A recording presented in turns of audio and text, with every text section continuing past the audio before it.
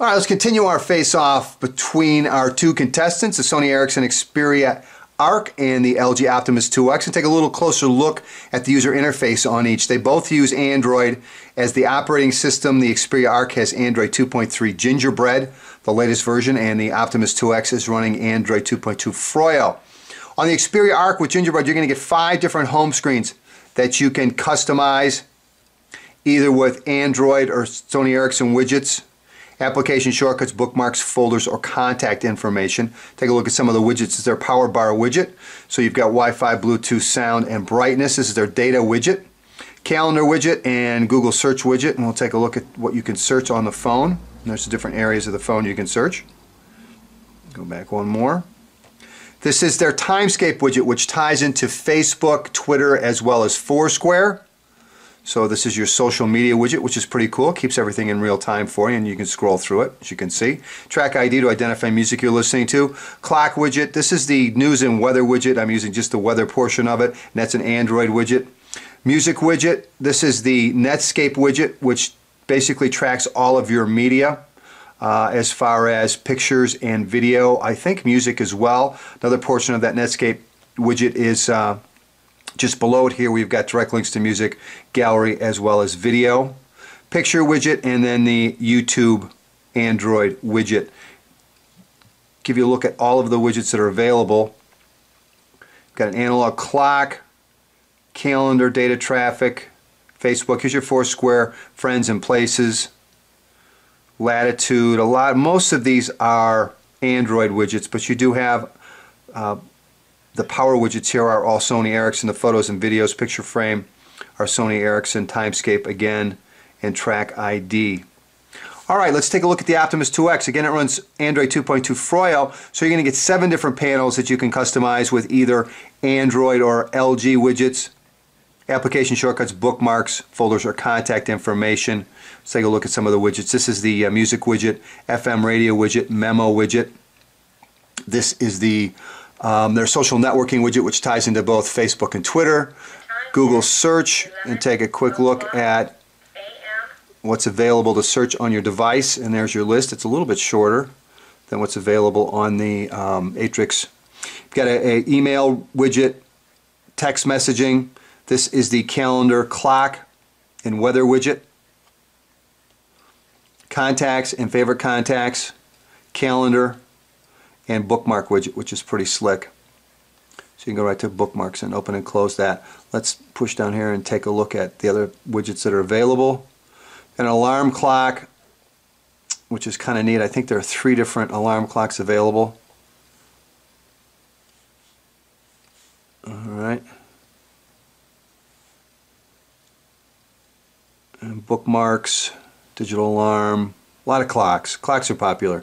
FM radio, again, we have a memo, music status, social feeds, which we looked at. Today briefing, today's schedule, and weather and clock all look very similar to this particular widget. It'll just give you either the daily briefing underneath here or your next calendar appointment. So that's basically the only difference there. All right, let's take a look at the main menus on both, because there are some differences here. On the Xperia Arc, one thing that's nice is you can set up your application shortcuts in order you select alphabetically, most used or recently installed, which I like. I think that's a pretty slick idea. It operates right to left and left to right, as you can see here. On the LG, it operates vertically, up and down, and one of the advantages it has is you can set up what are called categories. To show you a category, here's a download category. These are the items I've downloaded since I picked up the Optimus 2X, Quadrant, Advanced Task Killer, and Movies, which I've used for this video review. So you can go in and set one up for games, office, whatever you'd like to, set up the category, and then move the different application shortcuts to that particular category. And again, you can edit those once you're done. There's also a style as to how you lay out your application, either horizontal, vertical, or list. Alright, so there's a look at the main menus on both. Let's get back to the home screens. Both of them have notification systems. They're a little bit different.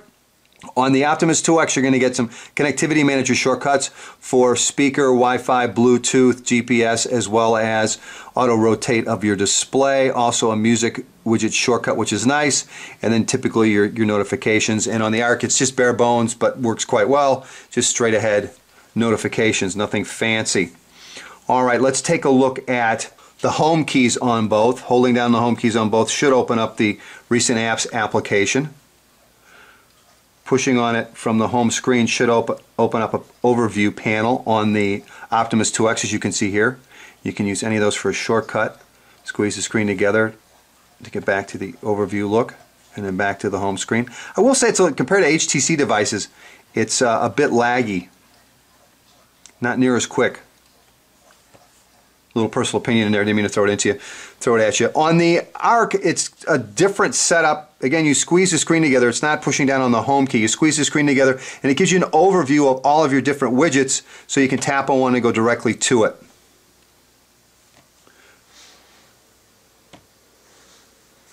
Try one other real quick, tap on the clock. So that's how you navigate between panels on the Arc versus the Optimus 2X. Alright, so there's a look at the user interface comparison between our Sony Ericsson Xperia Arc and LG Optimus 2X. Alright, let's take a look at the messaging applications on our two contestants, and we'll start with the Xperia Arc. Let's go into settings first off and go to keyboards and see what we have here. We've got a Chinese keyboard, a default input keyboard, and a Japanese keyboard.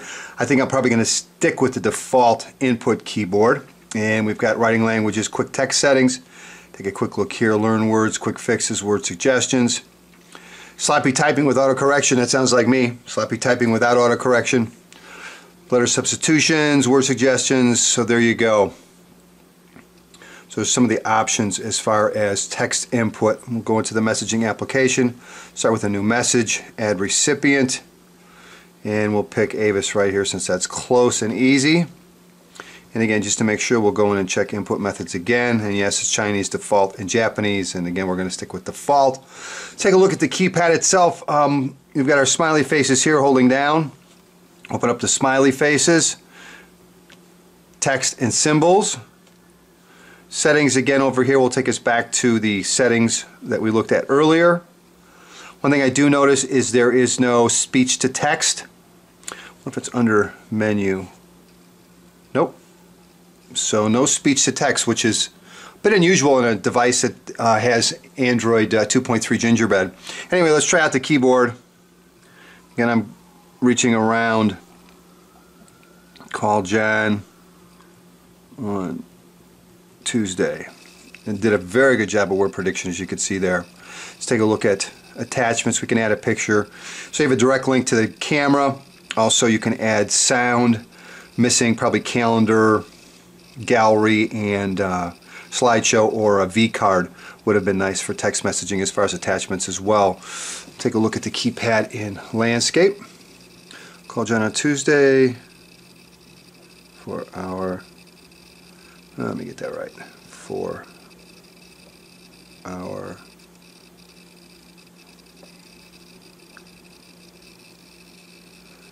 D&ES Wednesday. So it works quite well. Again, the one thing that's missing is speech to text, but nice size keys, comfortable to use. Got the nice 4.2-inch display. So that's text input and messaging on the Xperia. Alright, let's take a look at the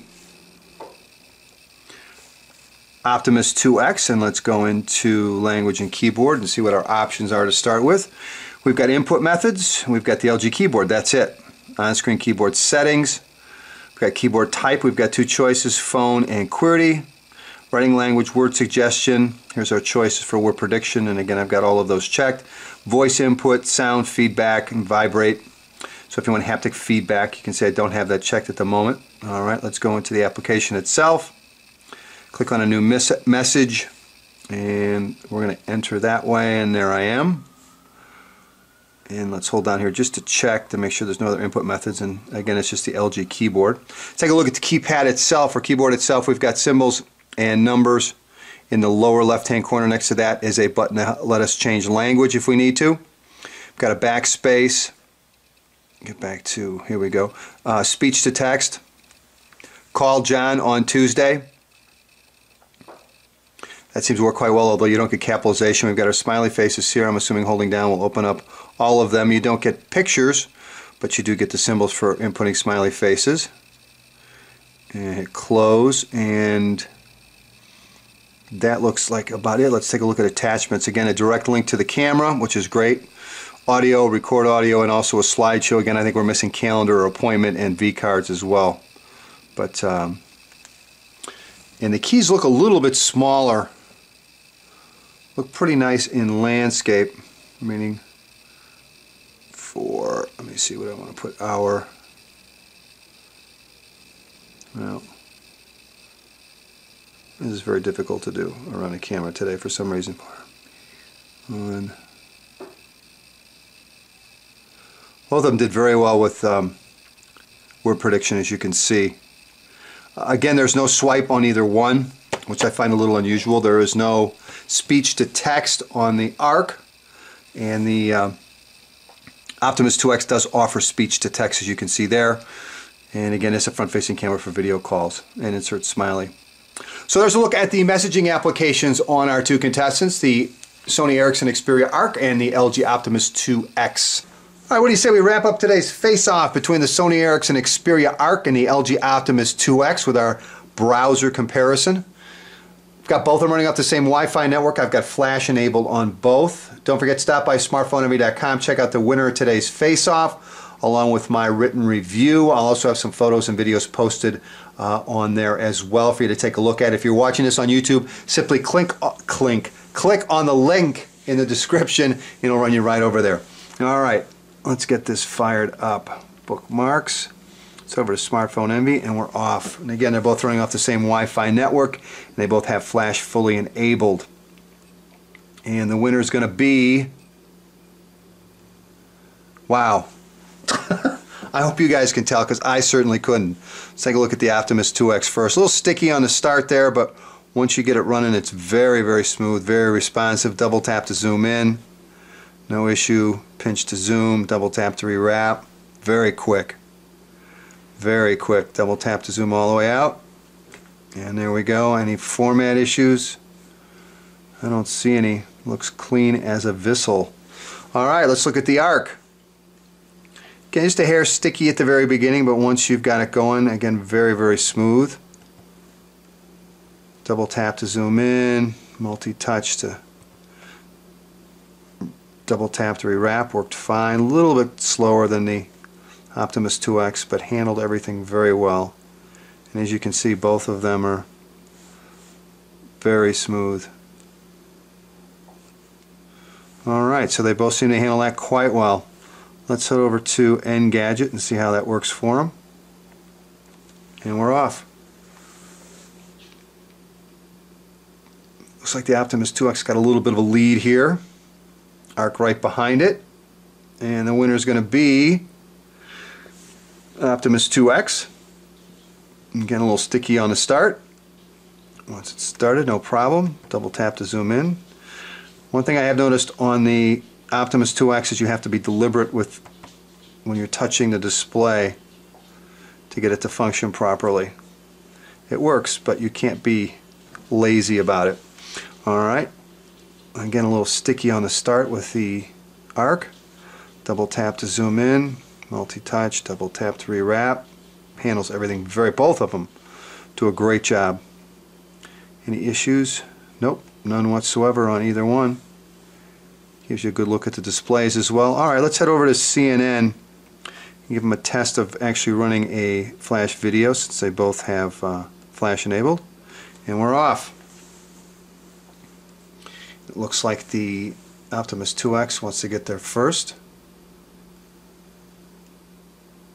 Optimus 2X is loaded. ARC is right behind it. Both of them are very, very fast. I think the Optimus 2X is a hair quicker on loading the web pages on the examples we've done so far, but both of them are very, very fast. Let's double tap to zoom in. And let's find the same one on both. Osborne's, that's always good. And fire those up. And it looks like the Optimus 2X is a little bit ahead at this point.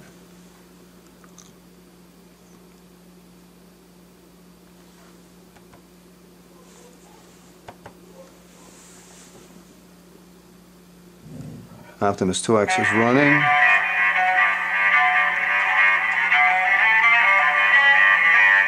works with people. It works with cars. The newly refined radio.